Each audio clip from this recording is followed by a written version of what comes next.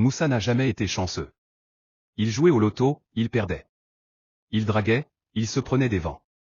Il postait son CV, même les robots ne répondaient pas. Mais un jour, la chance est venue à lui, en costume 3 pièces, avec un sourire trop blanc pour être honnête. L'homme s'est assis à côté de lui sur un banc poussiéreux, et lui a dit calmement. « Moussa, tu veux devenir riche ?» Moussa a rigolé. « Vous êtes qui ? Le diable ?» Le type n'a rien dit. Il a juste ouvert une mallette. Dedans, des liasses. Des billets neufs. Des papiers. Et, une petite bague en or noir. Tu signes, tu mets la bague, et à partir de demain, tu auras tout ce que tu veux. Mais attention, 2 règles. Moussa a levé un sourcil. Encore vos trucs de pacte là. Bon allez, dites. Le type a souri. 1. Tu ne peux dépenser ton argent que pour des hommes. Pas pour les femmes. Même pas pour ta mère. 2. Chaque jour, tu dois coucher avec un homme. C'est non négociable. Sinon, tu perds tout. Moussa s'est levé pour partir. Mais ses yeux sont revenus sur la mallette. Il a hésité. Juste une seconde. Une minuscule seconde. Et cette seconde-là a détruit tout ce qu'il connaissait. Le lendemain, il s'est réveillé dans un loft immense, en soi, avec un compte bancaire qui donnait le vertige. Mais aussi, avec une alarme étrange sur son téléphone. Cible du jour, Abdou, 32 ans, danseur. Moussa pensait que c'était un cauchemar. Ou une caméra cachée. Ou peut-être juste les effets secondaires du riz trop sec de la veille. Mais non. Quand il a ouvert le frigo, il y avait du champagne. Quand il a allumé la télé, c'était lui en couverture d'un magazine économique. Et quand il a regardé son téléphone, la notification était toujours là. Cible du jour, Abdou, 32 ans, danseur. Avec sa photo. Son adresse. Son type de parfum préféré. Bref. Amazon Prime de la tentation masculine. Moussa a paniqué. Il a essayé de sortir. Impossible d'ouvrir la porte. Il a tenté d'appeler sa sœur. Le téléphone a raccroché tout seul. Il a crié. « Je veux pas faire ça. C'est pas moi ça. » La voix est revenue. Cette même voix froide qui lui avait murmuré « Tu veux devenir riche ?» Elle a dit. « C'est toi maintenant. » 1 heure plus tard, quelqu'un a sonné à la porte. Moussa a ouvert, tremblant. Et là. Abdou est entré. Décontracté. Souriant. Comme s'il venait pour une collaboration YouTube. Abdou a regardé autour.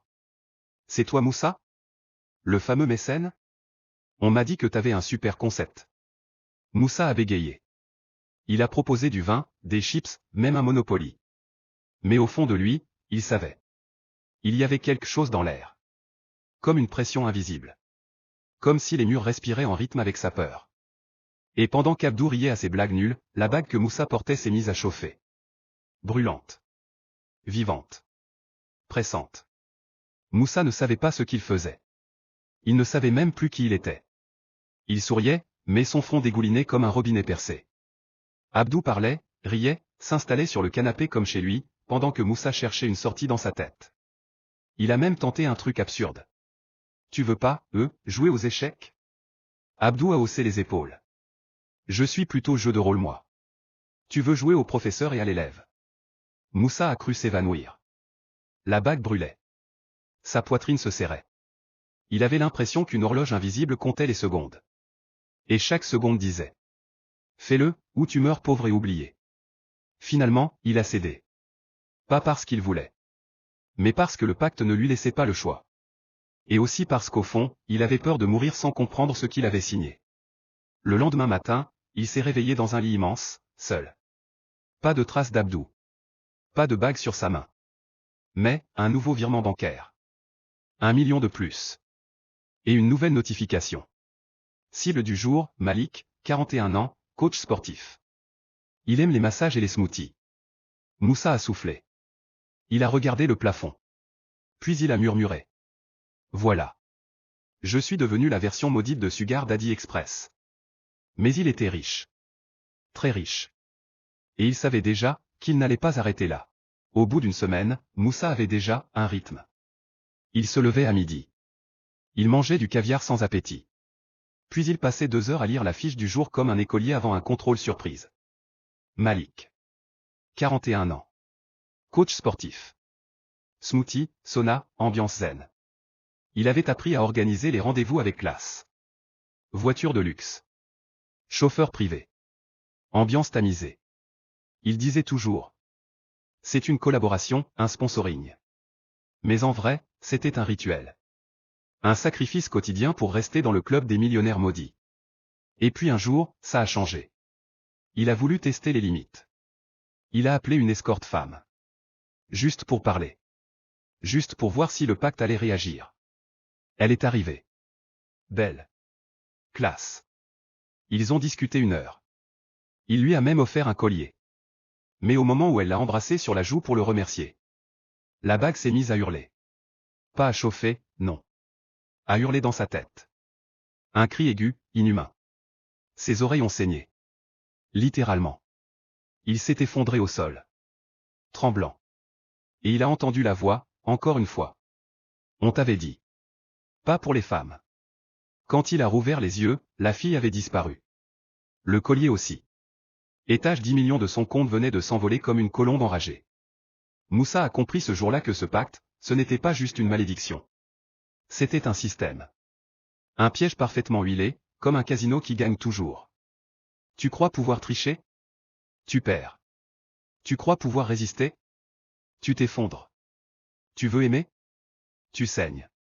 Alors il a arrêté de lutter. Il est devenu performant. Il sélectionnait ses cibles avec soin, même s'il n'avait pas le choix. Il créait des ambiances, jazz, dîner à la chandelle, jacuzzi sur le toit. Il offrait des montreurs de prix, des voyages à Dubaï, des voitures de sport. Mais seulement à des hommes. Toujours. Il appelait ça son investissement sentimental stratégique. Ses amis disaient qu'il était philanthrope. Mais lui, il savait. Il était juste l'esclave VIP d'un contrat tordu. Et puis un soir, ça a dérapé. La cible du jour était différente. Pas un homme. Pas une photo. Juste une note. Toi-même. Ce soir, c'est toi la cible. Il a regardé son reflet dans le miroir. Et il a senti une peur qu'il n'avait jamais connue. Pas la peur de perdre sa richesse. La peur de ne plus savoir qui il était. Moussa est resté figé devant le miroir. Toi-même. Qu'est-ce que ça voulait dire? Il s'est approché. Son reflet ne bougeait plus comme lui. Ses yeux étaient vides.